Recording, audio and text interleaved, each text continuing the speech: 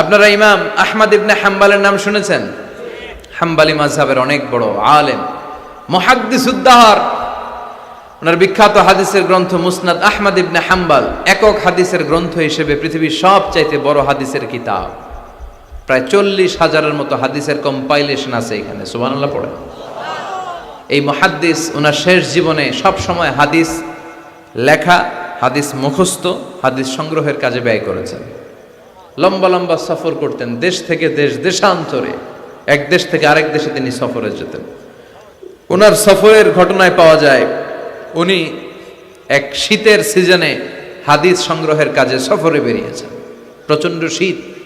উনি এক মসজিদে ঢুকে মাগরিবের নামাজ পড়লেন, এশার সালাত আদায় করলেন। এরপরে ভাবলেন বাইরে এত শীত, যাওয়ার তো জায়গা নাই, এক কাজ করি মসজিদেই ইবাদত করে আর হাদিস পড়ে পড়ে কাটাই, ফজরের সালাত জামাতে পড়ে তারপরে বেরোবো। উনি ব্যাগ থেকে কাঁথা বের করে হাদিসের কিতাব নিয়ে পড়তে লাগলেন। কিন্তু মসজিদের দারোয়ান এসে বলে, উখরুজ মিনাল মসজিদ ইয়া শেখ, এই বুড়া মসজিদ থেকে বেরো। চিনে নাই, উনি যে এত বড় আলেমে দ্বীন মুহাদ্দিস, চিনতে পারে নাই। ইমাম আহমদ ইবনে হাম্বল বললেন, বাবা বাইরে শীত, আমি কই যাব?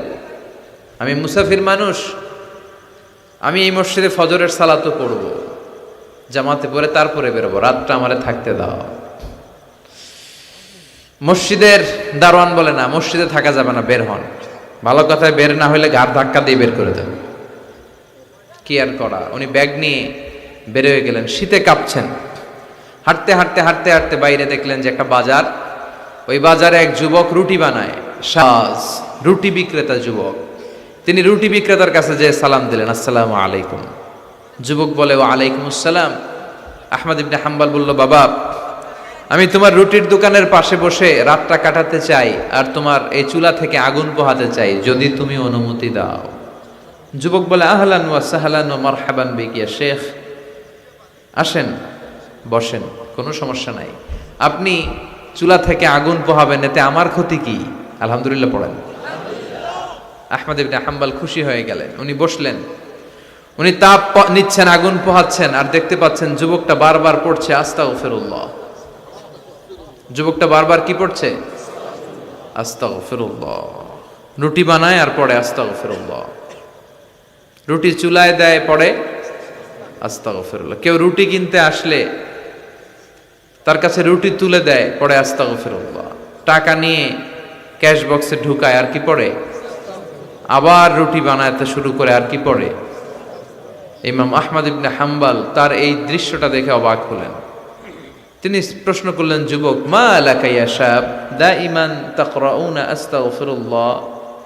হে যুবক, কি হলো তোমার? আসার পর থেকেই দেখতেছিস তুমি খালি পড়ো আস্তাগফিরুল্লাহ, খালি পড়ো আস্তাগফিরুল্লাহ, কেন? যুবক বলে, এই ইবাদত করে, এই ইস্তিগফারের সাথে সব সময় লেগে থাকার কারণে আমি অনেক কিছু পেয়েছি। কি পেয়েছো? সে বলতে শুরু করলো, আমি মুস্তাজাবুদ দাওয়া হয়ে গিয়েছি। মুস্তাজাবুদ দাওয়া মানে এমন লোক, যে লোক দোয়া করতে দেরি, ওই দোয়াটা কবুল হতে দেরি হয় না। ইমাম আহমদ ইবনে হাম্বল অবাক হলেন। ফাতাআজ্জাবা আহমদ ইবনে হাম্বল ওয়া ক্বাল, আনতা মুস্তাজাবুদ দাওয়া। অবাক হলেন আর বললেন, বলো কি, তুমি মুস্তাজাবুদ দাওয়া? তুমি জীবনে যা দোয়া করেছো সব কবুল হয়েছে? যুবক বলে, হ্যাঁ, আমি জীবনে যত দোয়া করেছি সব দোয়া কবুল হয়েছে, একটা দোয়া ছাড়া। শুধু একটা দোয়া কবুল হয় না, বাকি সব দোয়া চাওয়া মাত্রই কবুল করে নিয়েছে কে? এবার আহমদ ইবনে হাম্বলের কিউরিসিটি আরো বেড়ে গেল। আহমদ ইবনে হাম্বল বললেন, বলো কি, সব দোয়া কবুল, আবার একটা দোয়া কবুল হয় নাই, এটা কোন দোয়া রে বাবা? এবার যুবক বলতে শুরু করলো, আমি আল্লাহর কাছে খুব চেয়েছি যে আল্লাহ, শুনেছি এই জামানার সবচেয়ে বড় মুহাদ্দিসের নাম নাকি আহমদ ইবনে হাম্বল। আল্লাহ, আমি মরার আগে ওনার সাথে একবার দেখা করে মরতে চাই। আমি ওনার হাতে হাত রেখে ওনার কাছে বায়াত হতে চাই, ওনার সাথে মুসাফা করতে চাই, আর ওনার কপালে একটা চুমু দিতে চাই। এই কথা শুনে ইমাম আহমদ ইবনে হাম্বল আর ধৈর্য ধারণ করতে পারলেন না, চোখের পানি ছেড়ে দিলেন। বললেন, যুবক, তোমার এই দোয়াটাও আল্লাহর কাছে কবুল হয়েছে, এই দোয়াটাও কবুল হয়েছে। আনা আহমদ ইবনে হাম্বল, আমি আহমদ ইবনে হাম্বল, মুহাদ্দিসুদ্দাহর, এই জামানার সবচাইতে বড় মুহাদ্দিস। আমার সাথে দেখা করার জন্য আমার দরবারে তোমার যাওয়ার দরকার নেই, আমাকে আল্লাহ তোমার দরবারে নিয়ে এসেছে। এজন্য বারবার বারবার সব সময় যদি ইস্তিগফারের সাথে আপনি লেগে থাকেন, আপনারে মুস্তাজাবুদ দাওয়া বানিয়ে দিবে কে?